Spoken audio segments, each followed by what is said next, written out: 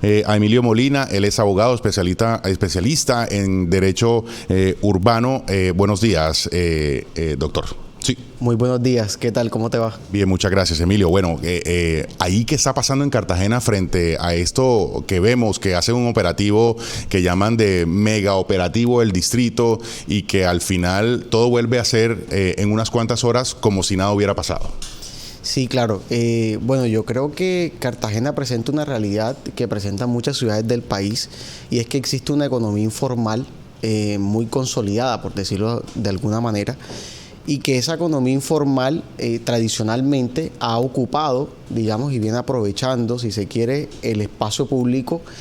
Y la forma para resolver esa situación, ya lo ha dicho la Corte Constitucional en innumerables sentencias, es, digamos, hay un conflicto, si se quiere, de derechos entre la confianza legítima, el espacio público, el derecho al trabajo, y la forma de resolverlo es haciendo planes de reubicación, es decir, traslados que permitan garantizar el derecho al trabajo, pero que al mismo tiempo también garanticen el derecho al espacio público. Bien, ese caso lo hablamos fuera de cámaras, Emilio, y es justamente lo que ocurrió en la época de Judith Pinedo con todos los vendedores estacionarios ubicados en el centro histórico y que luego fueron organizados a través de edificaciones o de puestos bien hechos, bien elaborados, bien organizados, justamente para que remediar la situación del espacio público y asimismo de su trabajo diario, de su obtención del pan, como dicen ellos, de la comida diaria. Sí, del pasado reciente, el ejemplo, digamos, que veo con más claridad es el del gobierno de la doctora Judith Pinedo, en la que ella realizó una intervención bastante, digamos, intensa, por decirlo así, en donde recuerdo que reubicó a muchos vendedores estacionarios, vendedores que se encontraban en el espacio público, en edificaciones que permitió de alguna manera que esas digamos, fuese un ejemplo exitoso de reubicaciones dentro del distrito. De hecho, también recuerdo que recuperó gran parte del espacio público que se encontraba en la zona del mercado, que es una zona, digamos, con unas problemáticas muy marcadas en este sentido que afectan efectivamente la movilidad de la zona. Y yo creo que es importante allí los problemas urbanos y los problemas, digamos, que impactan negativamente los sistemas urbanos de la ciudad, se resuelven si nosotros escuchamos también y atendemos a la comunidad. Muchas veces nosotros, los profesionales, creemos que las respuestas las tenemos nosotros desde lo que hemos estudiado, y resulta que muchas veces las respuestas están desde lo que opina y cómo vive el territorio la misma comunidad. Entonces, creo que es importante ese ejercicio que, por ejemplo, estoy viendo que estamos haciendo desde las cámaras, que es preguntarle, bueno, ¿cuáles son las razones por las cuales se invade el espacio público? ¿Cuáles son las problemáticas que hay de fondo para que el distrito pueda intervenir acertadamente el tema? El problema yo creo que no lo vamos a resolver únicamente a la fuerza. Es decir, evidentemente el ejercicio de la autoridad es muy importante y es necesario. Y la permanencia de ella. Claro, y de hecho creo que tampoco es susceptible de ser negociado el hecho de que el distrito utilice, digamos, el aparato, digamos... fuerza pública. Exactamente, pero también debe ser complementado, o más bien ese debe ser un ejercicio complementario del ejercicio real, que es el ejercicio que tiene que ver con, bueno, cómo vamos a hacer para reubicar lo social. Exactamente, para poder resolver esa problemática, porque detrás de eso también hay dramas sociales, no podemos, digamos, obviar esa situación. Sí, ya lo dijo uno de las personas, de los vendedores de pescado ahí que conversó Sander Arteaga ahí en el mercado Basurto, es o estamos aquí vendiendo o estamos en los barrios siendo criminales. Lo cual es absolutamente terrible, que uno pueda escuchar ese tipo de afirmaciones. Total. Yo, bueno, creo que la persona entrevistada hace una suerte, si se quiere, de chantaje frente a la institucionalidad, pero en el fondo creo que lo que se esconde es un problema latente de trabajo, de informalidad, que el distrito tiene que buscar los medios para efectos de contrarrestar esas problemáticas y de brindar unas soluciones efectivas. Yo quiero preguntarle cuál sería su respuesta frente a la pregunta que estamos haciendo. La pregunta es si existe... Que si le falta autoridad, sí.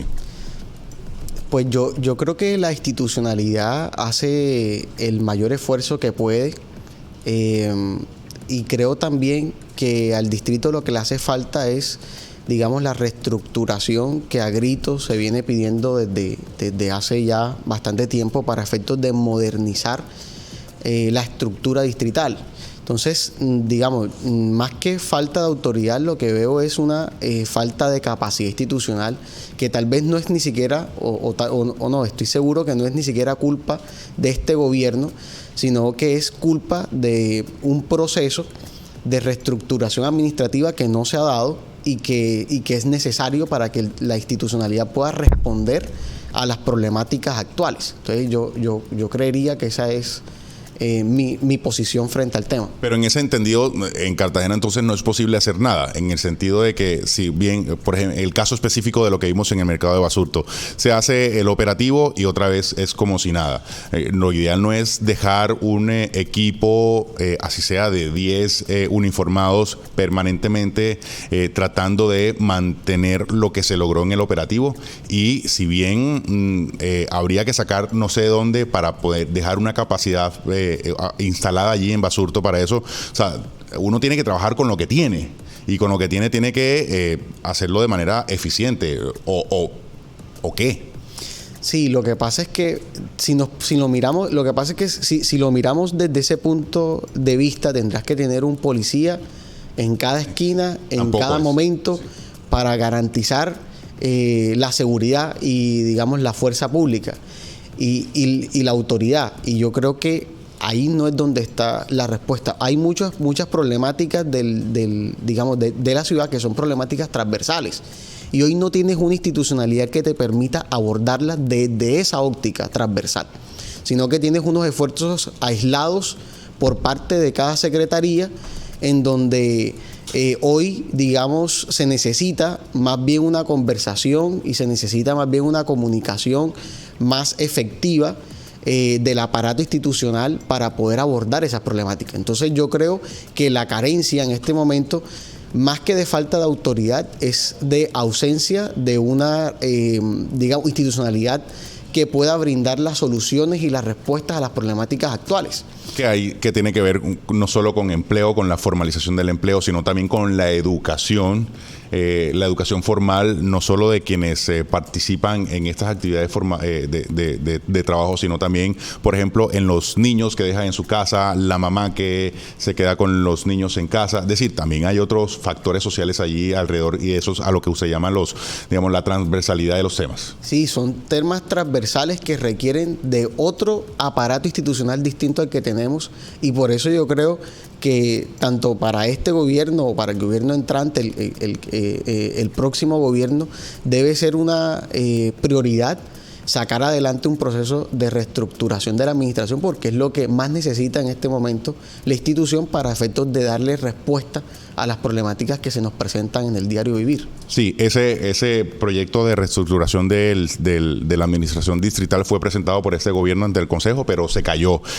Así que eso será, como bien lo dice usted, doctor, para el próximo gobierno le queda esa responsabilidad, porque es absolutamente importantísimo que que tenga una actualización de la forma en cómo opera la ciudad. Es decir, el sistema actual tiene de toda la vida. Hoy los tiempos han cambiado, las dinámicas de la ciudad son mucho más complejas y necesita una respuesta institucional con una forma distinta de hacerlo, ¿no?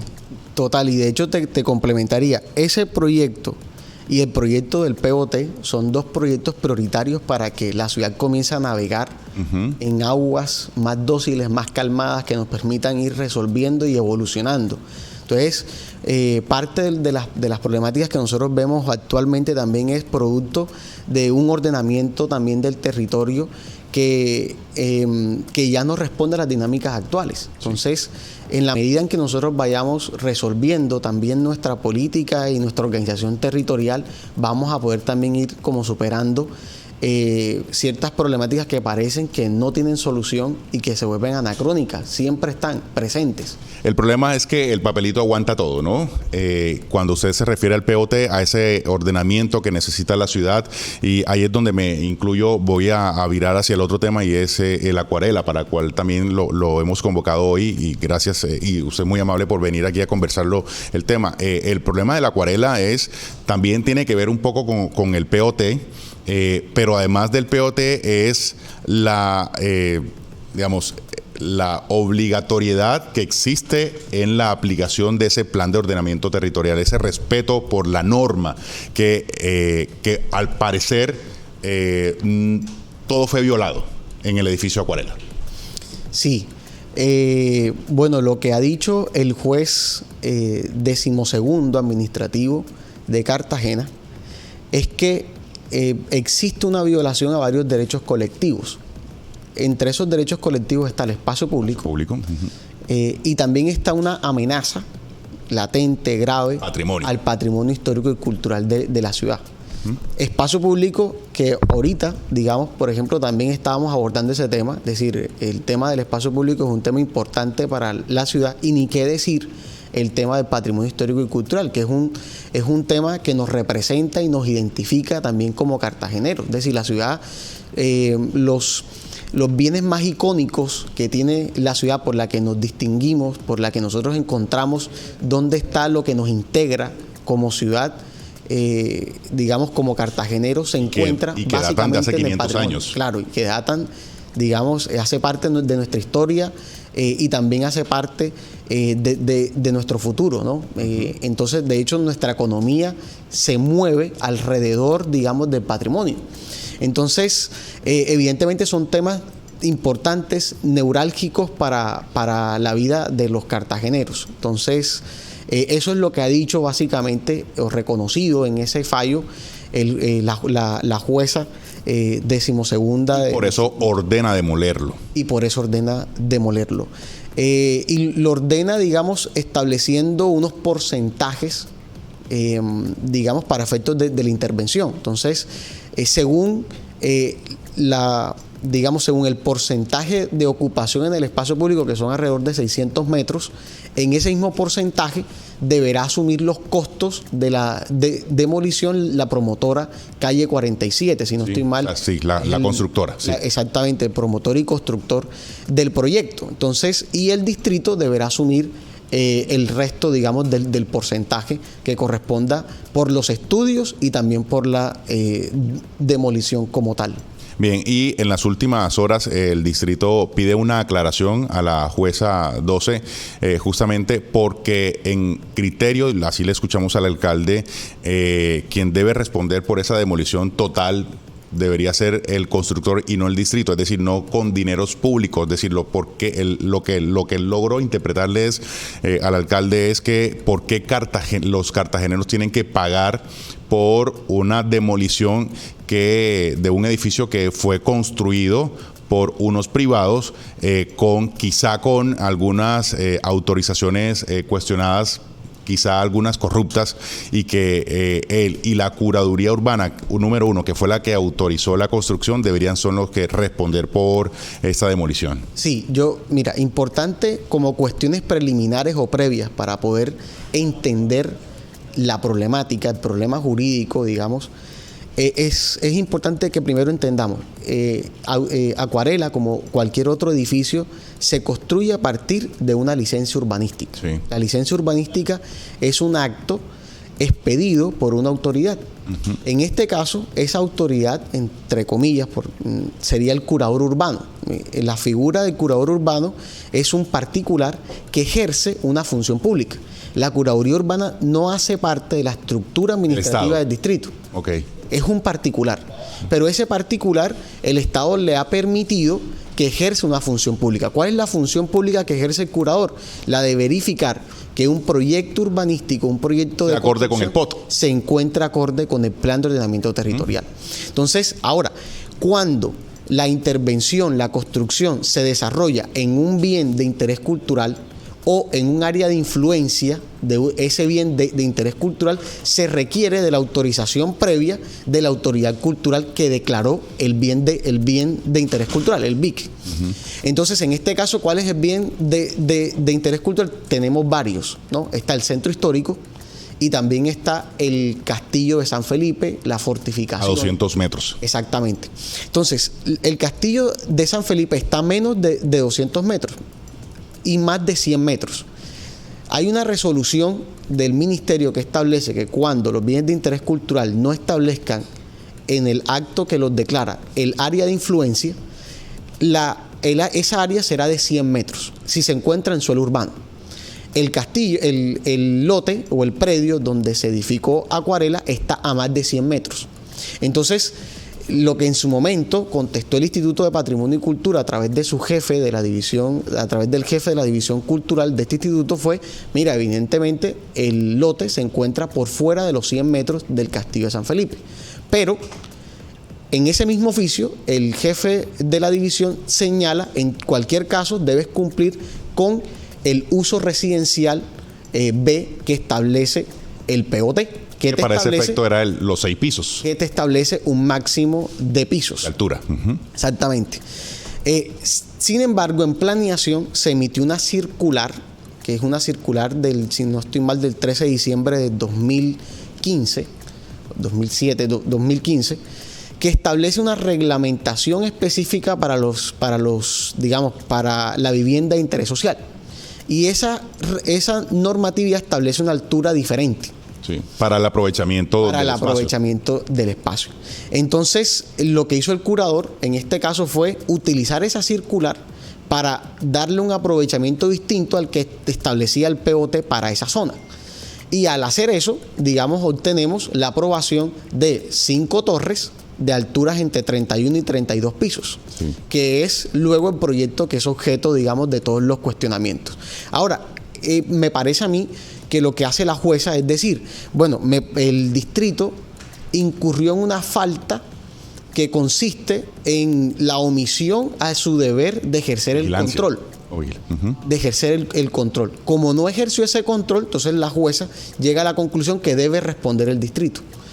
Sin embargo, la pregunta que nos hacemos, o incluso la pregunta que me hago yo es, ¿dónde está la responsabilidad del curador? Porque también en esa misma providencia, en ese fallo, se reconoce, que existe una responsabilidad por parte no solamente del distrito, sino también por parte de la curaduría o del curador urbano número 1.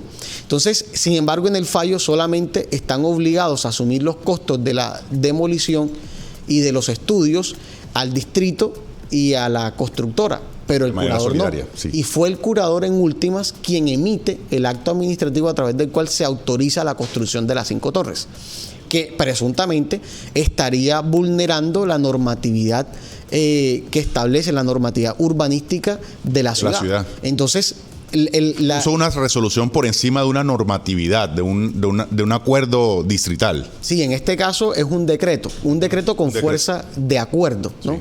Que es el POT a través del decreto 0978-72, que se adopta el POT, y que es un decreto que expide el alcalde en su momento, Carlos Díaz Redondo, si la memoria no me falla. Sí, y que tuvo que haber sido también pasado por el debate de discusión en el Consejo y que fue aprobado por el Consejo para justamente su aplicación. Y que hoy se esté cuestionando, la actualización de ese POT es otra cosa, pero era lo que debía cumplirse en ese momento.